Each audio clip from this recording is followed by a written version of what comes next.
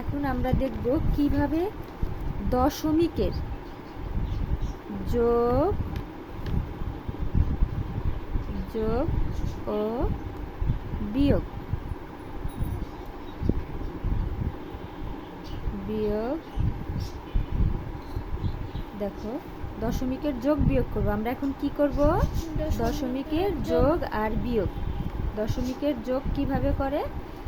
0.6 যোগ চিহ্ন 0.4। আমরা এটা নিচে নিচে পাশে রাফ করব। কি করব? রাফ করব। পাশে রাফ করে 0.6 0.4। এখন এই 6 আর 4 যোগ করলে কত হয়? 6 আর 4 যোগ করলে হয় 10। 10 0। এখানে 0 0 যোগ করলে কি হয়? 0। আর আমার হাতে 1 ছিল, হাতের 1 যোগ করলে কত হয়? 1। এখন এই যে এখানে দশমিক আছে, আমরা এই যে 1 ঘর পরে দশমিক বসাই দেব। তাহলে এখানে আমার কি হবে? যোগফল কি হবে? 1.0। এটার উত্তর।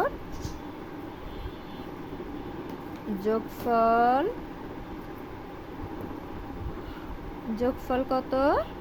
1। কি হবে? এই যে দশমিকের পরে এই শূন্যের কোনো দাম নেই, এর জন্য আমরা কি লিখব? 1 লিখব। এরপরেও দেখো বিয়োগ।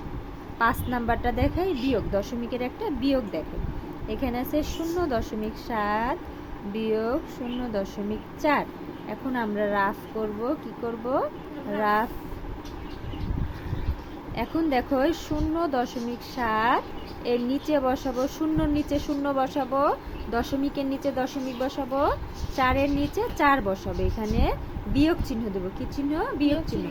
এখন এই 7 থেকে 4 বাদ দিলে কত থাকে? 7 থেকে 4 বাদ দিলে, হ্যাঁ, 7 থেকে 4 বাদ দিলে থাকে 3।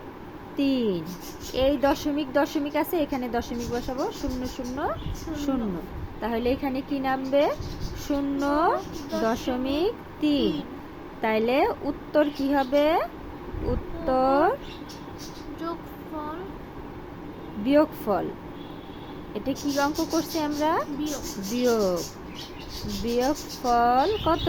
0.3। 0.3। বুঝতে পারছো? হ্যাঁ। এখন দেখো এই যে এখান থেকে একটা করি, এখান থেকে 3 নাম্বার থেকে হচ্ছে উপরে নিচে হিসাব করি। 0.2 3.6। এখানে যোগ করো তো। 6 আর 2 যোগ করলে কত হয়? 6 আর 2 যোগ করলে হয় 8। এখানে দশমিক আছে, দশমিক বসাই দেব। 4 3 আর 1 যোগ করলে হয় কত?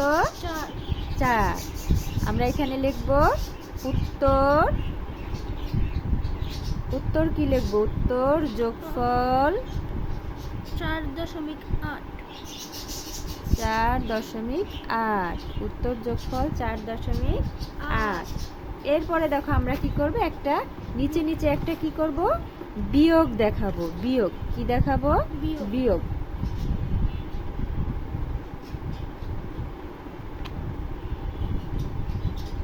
বিয়োগ। এখন এই 3 এর থেকে 1 বাদ দিলে কত থাকে? 3 এর থেকে 1 বাদ, সরি 4 এর থেকে 3 বাদ দিলে কত থাকে? 4 এর থেকে 3 বাদ দিলে থাকে 1। আমরা এই যে এই দশমিকের জন্য এখানে দশমিক দেব। এবার 3 এর থেকে 2 বাদ দিলে 1 বাদ দিলে কত থাকে? 3 এর থেকে 1 বাদ দিলে থাকে 2। আমরা এখানে কি লিখব? উত্তর বিয়োগফল 2.1।